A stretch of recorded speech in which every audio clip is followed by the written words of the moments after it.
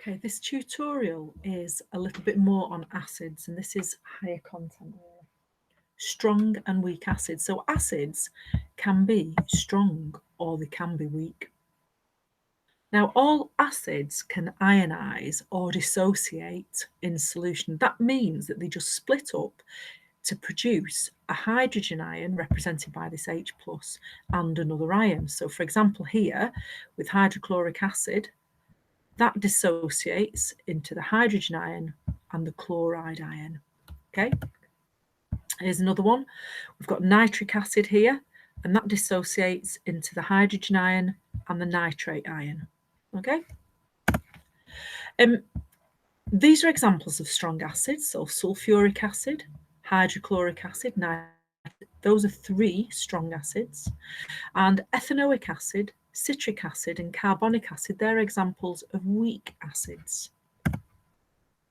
So why are some strong and some weak? Well, strong acids ionize almost completely in water. So in other words, a really large proportion, nearly all of the acid molecules dissociate to release hydrogen ions. Weak acids, though, they don't fully ionize in water, so only a small proportion of them dissociate to release hydrogen ions. And the pH of a strong acid will generally be between 0 and 2, and a weak acid between 2 and 6. And if we have a look here, you can see what's meant by almost completely dissociate. So if we've got hydrochloric acid, which is a strong acid in this beaker, when it is when it's dissolved into water, you can see that all you've got there are chloride ions and hydrogen ions. It's completely dissociated. But if we look at this one here, this weak acid, we've only got the carbonate and the hydrogen ions, and only a few of them have dissociated. You've still got the full molecules here. So they've not all dissociated. So this is a weak acid. Ionization of a weak acid is reversible. It's an example of an equilibrium reaction. And only a few of the acid particles release hydrogen ions. And because it's so weak, the equilibrium lies to the left. So in other words, most of the substance exists in this form. But you can see that a few of the molecules do separate into hydrogen ions release and these ions here, these carboxylic acid ions here. Whereas with a strong acid, you've got hydrogen chloride separating into hydrogen ion and the chloride ion, so completely. Now, concentration, so this is a little bit different. Acid strength tells you what proportion of the molecules ionize in water. So a strong acid, of course, most of them, in some instances all of them do, but almost all of them dissociate, whereas in a weak acid only a few do. But the concentration is really different. The concentration measures how much acid there is in a litre or a cubic decimetre of water. So concentration is basically how watered down your acid is. If it has a large number of acid molecules compared to the volume of water, it's said to be concentrated.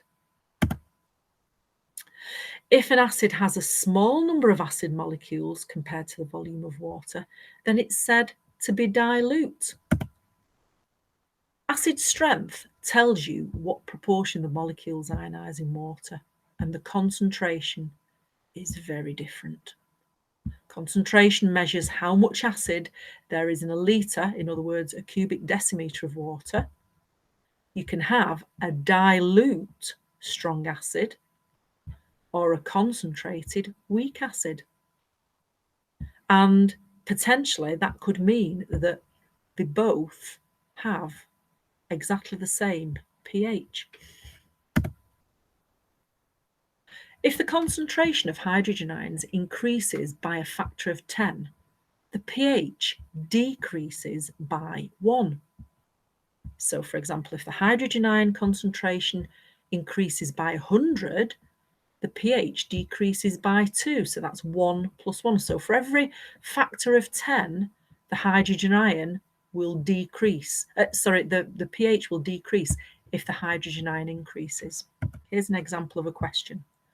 A solution with a hydrogen ion concentration of 0.001 moles per cubic decimeter has a pH of 3. What would happen to the pH if you increased the hydrogen ion concentration to 0.01 mole per cubic decimeter? So that's gone up, hasn't it? The decimal place has moved 1, so it's increased by a factor of 10. So 0.01 is times 10 larger than 0.001. So the hydrogen ion is increased by 10. So therefore, the pH will reduce by 1. So if we're starting off with a pH of 3, we're reducing it by 1. The new pH would be 2. Okay, let's try another one. If a solution with a hydrogen ion concentration of 0.0001 cubic decimeter has a pH of 4, what would happen to the pH if you increase the hydrogen ion concentration to 0.01 mole per cubic decimeter? Well, this time the decimal point has moved twice. That's a factor of 10 times 10, in other words, 100.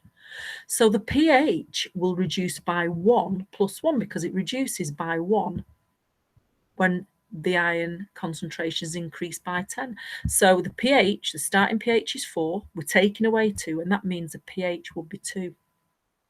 But what if instead of increasing the hydrogen ion concentration, we decrease the hydrogen ion concentration? So let's have a question again. A solution with a hydrogen ion concentration of 0.1 moles per cubic decimeter has a pH of 1. What would happen to the pH if you decreased the hydrogen ion concentration to 0.001 mole per cubic decimeter? Well, the decimal point this time has gone down 1, 2, because that's what it was before. It's moved by 10 times 10. So it's a factor of 100. So it's reduced by that much, which is 10 times 10. So this time the pH would increase 1 by 1 for every factor of 10. So if it's starting off at 1 and it's increased by a factor of 100, that's 10 times 10. We've got to add 1 plus 1 to it. So that gives us a pH of 3. So now our pH is 3. Okay. If you need any more help with this, you can ask your teachers to practice.